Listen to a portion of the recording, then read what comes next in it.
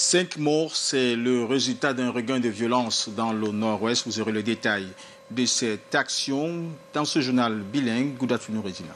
Bon après-midi, Rebel Charlito. Thank you for joining us. Coming up in the next 30 minutes.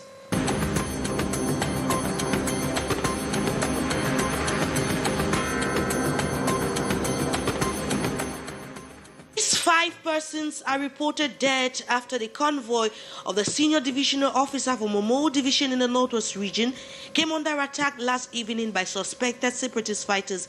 Amongst the victims are 4 soldiers and 1 civilian, Becky Liwusi Njeme, the divisional delegate for communication in the Momo Division.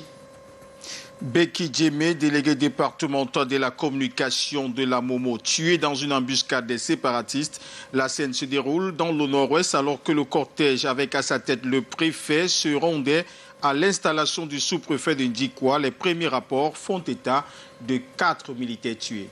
And kidney patients in Bamenda are yet to receive 8 dialysis machines promised by Cameroon's Minister of Public Health. At first time, members of a 60-man association on Tuesday protested at the hemodialysis center at the Bamenda Regional Hospital, accusing the minister of playing politics with their lives. They are threatening to take to the streets should the government fail to listen to their cry. Those were our major stories.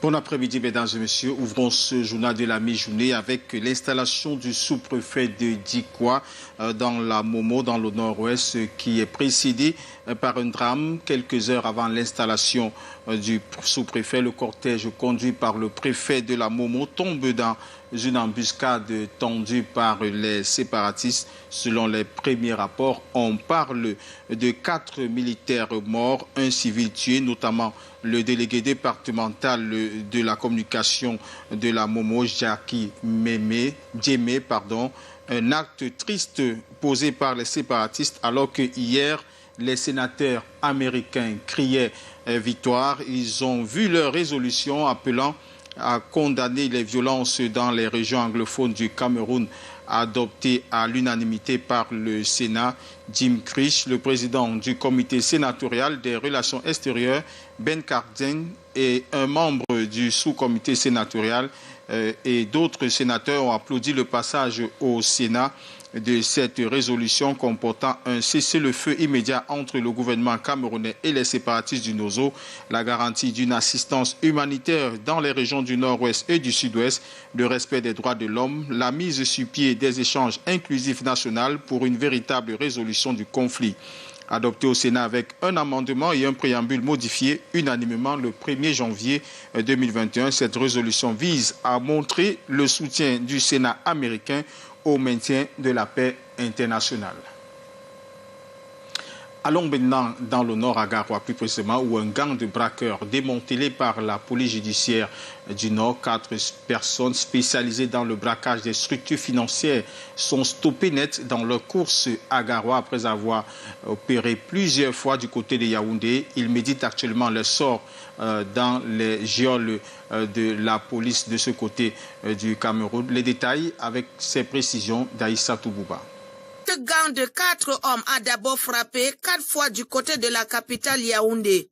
Ils ont braqué 4 agences de la microfinance Express Échange, emporté avec eux environ 40 millions de francs CFA. J'ai interpellé 4 braqueurs qui se préparaient à braquer les établissements de microfinance dans la ville de Garoua. Après donc les avoir braqués et interpellés, nous sommes mis à les exploiter. Et au cours de leur exploitation, il nous est revenu qu'ils étaient recherchés à Yaoundé. Étant recherchés, ils se sont réfugiés ici à Garoua et ont déjà braqué une agence de cette microfinance au quartier Kanchinois. L'opération menée par la division régionale de la police judiciaire du Nord à Garoua a permis de mettre main sur ces braqueurs. J'ai tenu à communiquer pour assurer les populations et particulièrement c'est de la vie de Garoua. Que Garoua ne sera jamais un lieu de répit des gangs bandits. Et que les gangs qui s'apprêtent à vouloir mener de telles activités criminelles vont nous rencontrer en route. Nous sommes bien préparés. Et cette année, nous sommes plus déterminés que par le passé à lutter contre la criminalité sous toutes ses formes et à produire de bons rendements. Dans leur forfait, ils ont également braqué plusieurs opérateurs de transfert mobile money. À Garoua, ils sont estompés net dans leurs courses et méritent leur sort derrière les barreaux. Ils vont être présentés au procureur de la République pour la suite de l'affaire. Dans la région de l'Ouest, plus précisément à Bouda, la ville a connu un après-midi assez sombre. 2 enfants âgés de 2 et 3 ans ont été découverts dans un puits alors qu'ils étaient recherchés par les familles depuis le 4 janvier 2021. Pendant la fouille, un voisin donnera un indice qui mènera vers un puits et la découverte est révoltante. Samuel Baha, Joseph Wapon pour les précisions. Les larmes sur la poitrine et le regard interrogateur. La journée ensoleillée a noirci cet après-midi à Babété, territoire de Mbouda. 2 adolescents drapés et les corps raides venaient d'être retirés d'un puits. Aux environs de 17 h, le 4 janvier, ils sont portés disparus et recherchés activement. Des fouilles infructueuses. J'ai constaté la disparition des enfants, c'était vers les 17 h. Bien après qu'on était en train de crier, il y a notre voisin qui est venu demander si on cherche les enfants. Je lui ai dit oui. Il a dit qu'en tirant, il a tiré l'eau, il y avait la saleté dedans. Bien après,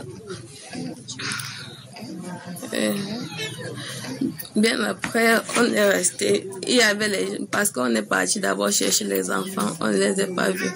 Venu la matin, était en train de crier. Il y avait un Aoussa qui est parti chercher. Il y a certains gens sur eux qui sont en train de tirer. Ils sont en train de creuser le puits. Ils sont venus avant d'entrer là-bas. Ils ont vu la chaussure d'une personne.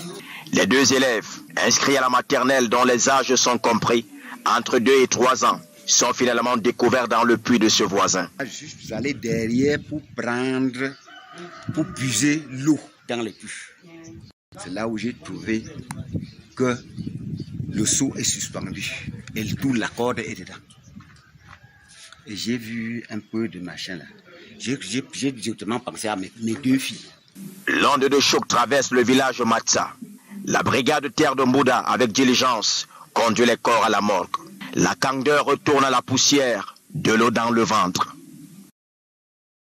L'onde de choc est vécue à Duk, dans le Mbam et Inoubou. Un homme ôte la vie à son frère cadet à l'aide d'une machette, venu intervenir dans une querelle de couple entre le défunt et sa femme. La suite fut fatale, plongeant le village dans les mois. L'assassin est aux arrêts et une enquête est ouverte. Julio Trésor Talon, Espoir Baya.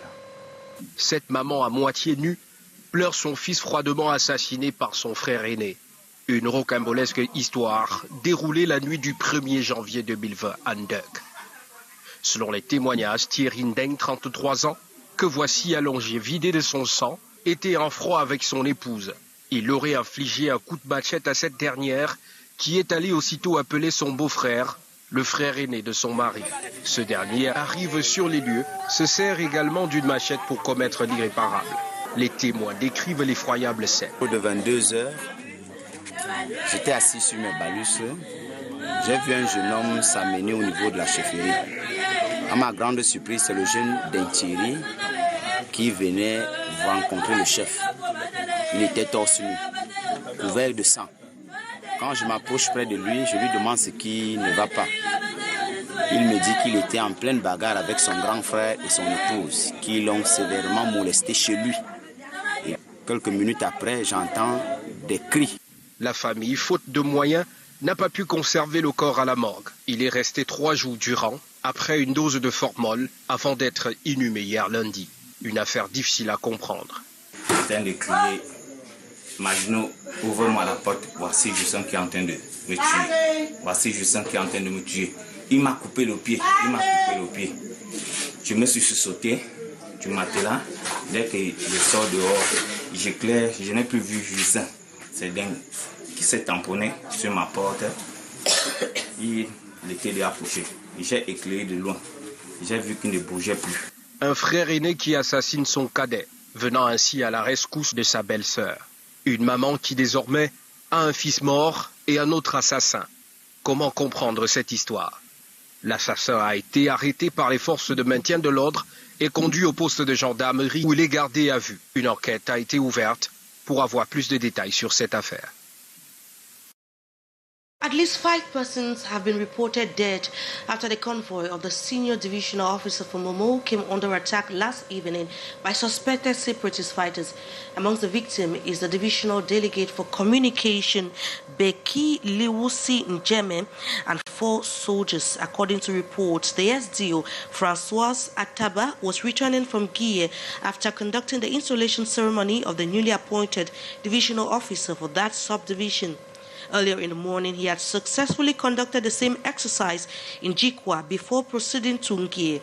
Suspected separatist fighters reportedly planted explosive devices that led to the casualty. 4 soldiers dead, 1 civilian, according to reports. Meantime, United States Senators Jim Reed, chairman of the Foreign Relations Committee, and Ben Cardin have applauded the Senate's recent passage of a resolution calling on government of Cameroon and armed separatist groups to end all violence, respect human rights of all Cameroonians, and participate in a genuinely inclusive international mediation towards resolving the over 4-year-long armed conflict. The senators added that the United States government needs to take real concrete steps to compel warring parties to sit on a mediation table. The resolution 684 was agreed in the Senate with an amended preamble by unanimous consent on January the 1st, 2021. And kidney patients in Bamenda Northwest region of Cameroon are yet to receive 8 hemodialysis machines that were promised by Cameroon's Minister of Public Health. The kidney patients, 60 members, met yesterday at the regional hospital where they protested government neglect to their situation. They have also threatened to take their strike action to the streets should the government fail to yield to their pleas. This report with you, Morinti. Patients of the Bamenda Hemodialysis Center have this Tuesday morning staged a protest at the center calling on government to look into their plight by installing new machines and save their lives. One of them is this retired civil administrator who has lived with a pathology for 10 years. So we still advise that to be safe, if anybody has the means, it is good to go elsewhere for the short time promised, maybe for 1 or 2 dialysis sessions, and then come back. It's good. To quell down their anger was a regional delegate for public health and the director of the regional hospital, who both refused press video footages stating that the minister had already promised to dispatch new machines to replace the obsolete ones.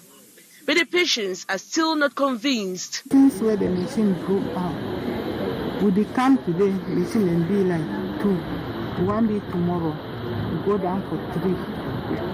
After, would they come, if they work like 4. So some machine, they will get an 8 machine and they will never work through. So this week now, all the machine they just spoil.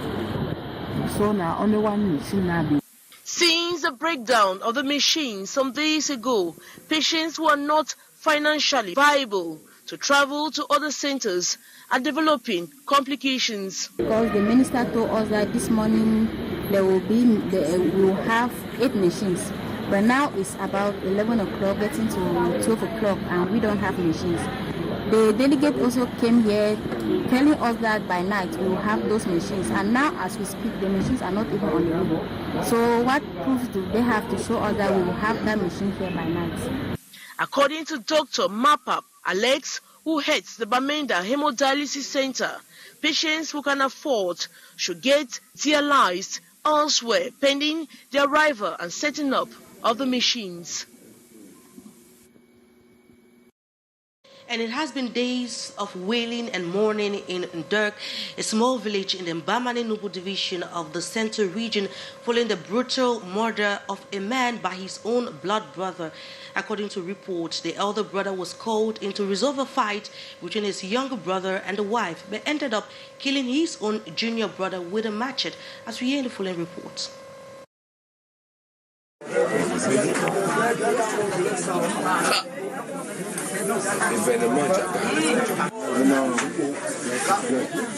A mother, half naked, weeps for her son, brutally murdered by his own elder brother. The sad incident occurred on the night of January 1st, 2021 in Ndurk, Mbamane division of the Central region. According to reports, Thierry Ndeng, 33-year-old, lying in the pool of his own blood, got into a fight with his wife and hit her with a machete. The wife ran out and called her brother-in-law, Justin Nzong, who came out with a machete and instead slaughtered his younger brother. I was lying in bed when Thierry came knocking. He was shouting, saying, "Please, open the door. My brother wants to kill me." He told me, "Justin has cut my leg." I jumped out from the bed, and when I opened the door, I saw Ndeng, who was lying and was not moving. That was when I cried for help. He was gone. The affair has been linked to witchcraft, which left the population of Ndurk in total confusion. For lack of resources, the population was unable to put the corpse in a mortuary and thus embalmed the body locally. The late Thierry was buried on Monday as an astonished population watched. What could have prompted an elder brother to kill his own younger brother? $1 million question begging for answers. The assassin has been arrested and is currently under police detention. Investigations have been opened in Buda West region of Cameroon to ascertain the cause of the death of 2 children who drowned in a well. The parents of the children aged 2 and 3 said the children went missing a day before they were discovered in the well. This starts story with you, Morinzi. It is a Black Tuesday for inhabitants of Babete, Matsa village in Buda, Bamboo Tools, West region of Cameroon. This nursing mother is still to come to reality after the lifeless body of a child was retrieved from this well that belongs to her neighbor. Her sister's child, too, got drowned in the well. The loss is heavy for the family that have remained unconsolable ever since the 2 children got missing the day before. Nobody can tell how Nchenkam Ashan's 2 years, 3 months old, and Kweda Abdam Johnson Ibrahim, 3 years, 7 months old, a nursery school pupil, found himself in the well. Some inhabitants have simply described the scene as mystical. The owner of the well seems confused on how the children got into the well. I got home and I went behind to fetch water. I discovered that the bucket was not at the usual position. The rope too was hanging, and I called my eldest son to know if the children were at home because I had this fear in me that maybe someone got drowned in the well. But again, I was told that the children were playing not far from the house. Again, something looked unusual about the well. Few hours later, I heard my neighbor crying that the 2 children were missing. And the first thing that came into my mind was that maybe the children got drowned in the well. The search started, and finally they discovered the lifeless bodies. The Buda Gendarmerie Brigade was alerted. The corpses were immediately taken to the Buda District Hospital for an autopsy. Investigations have been opened. Dans le registre des faits des sociétés, parlons de cette restitution difficile des faits et devant une foule surchauffée, prête à en découdre avec les présumés assassins d'un commerçant au marché C de Bafoussam, un gang de 4 qui a semé la terreur dans la cité au mois de décembre 2020 à leur actif, vol, viol, cambriolage et assassinat. Walter Bertrand pour les détails.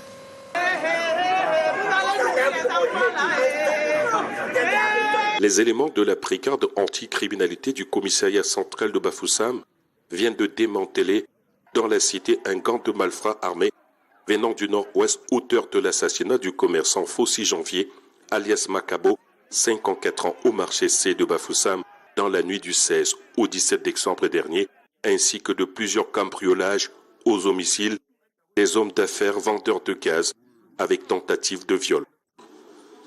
Des malfrats armés ont fait éruption dans le bar tenu par M. Fossi Janvier, autant pour moi.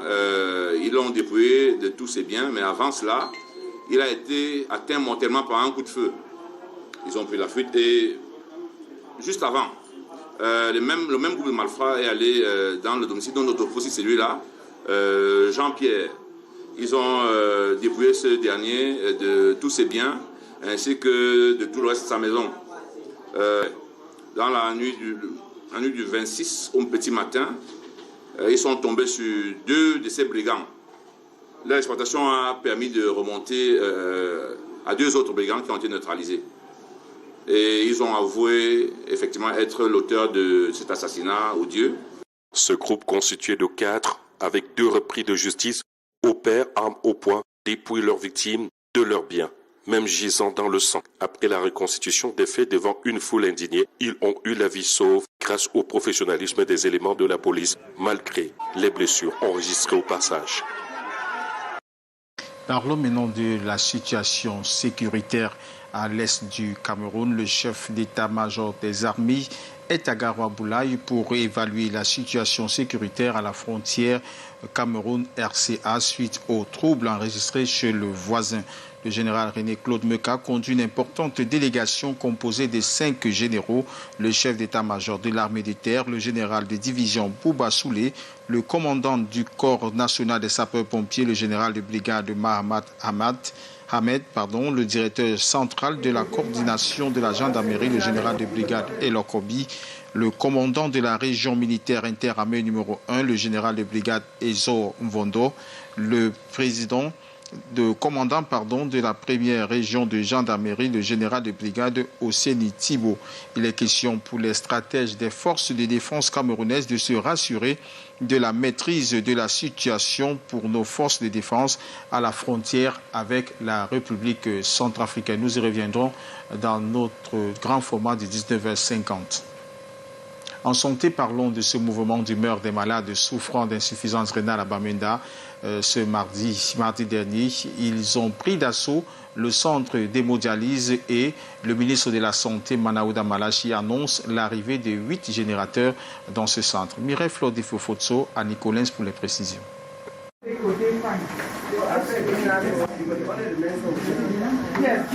Ils ne décolèrent pas.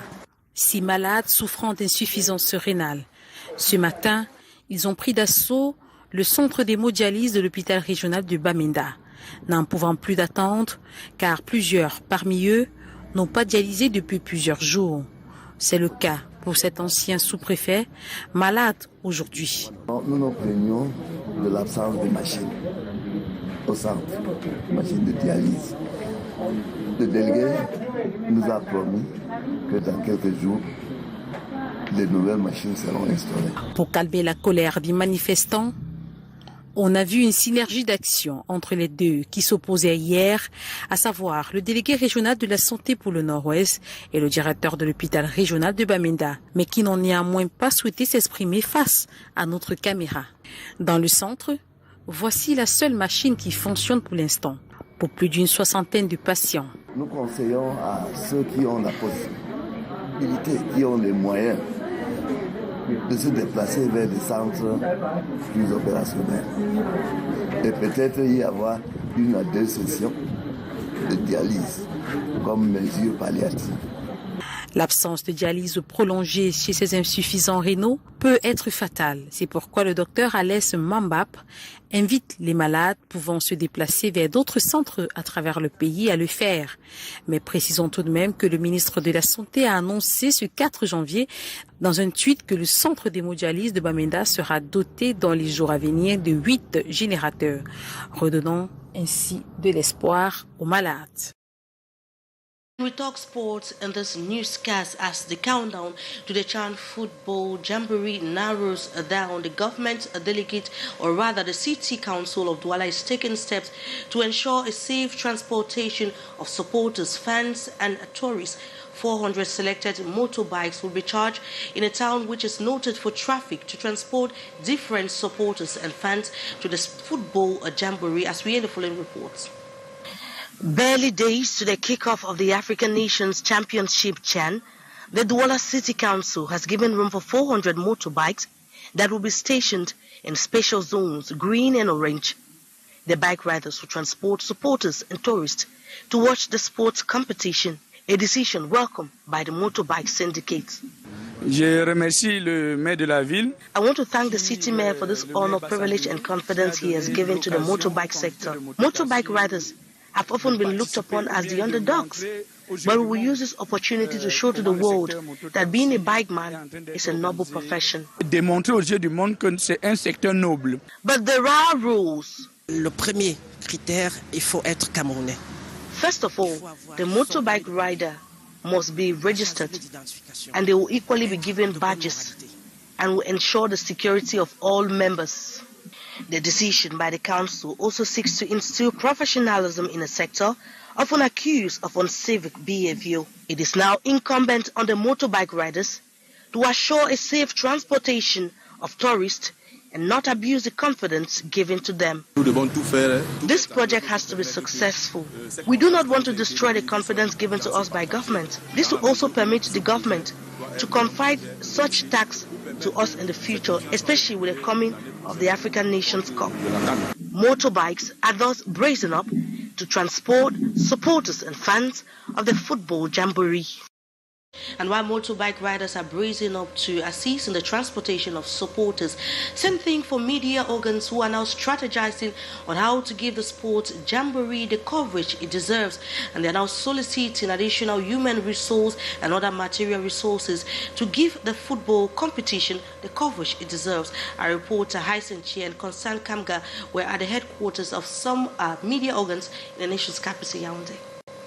Barely 9 days to the African Nations Championship, the Chan, the media is seriously bracing up for the football bonanza.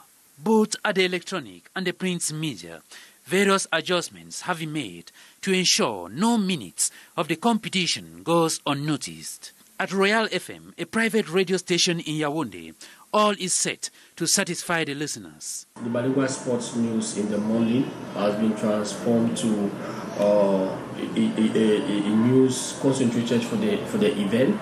We are going to do live transmission of these of the different matches, especially Cameroon's matches. And the state's media in charge of sport and entertainment reassures Cameroonians of live transmission of all matches once the football jamboree kick-starts on January 16. We are going to be having all of the games live on CRTV Sports and Entertainment, but when we have matches that are going to be played simultaneously, the games are going to be spread out on the other channels of on the CRTV platform. And so we have teams of reporters and technicians that have been spread across the 4 sites of the competition. Faced with limited personnel, some private media organs are bound to go an extra mile to ensure absolute coverage of all polls. We have solicited the services of some sport journalists who are out there in the southwest region for the Limbe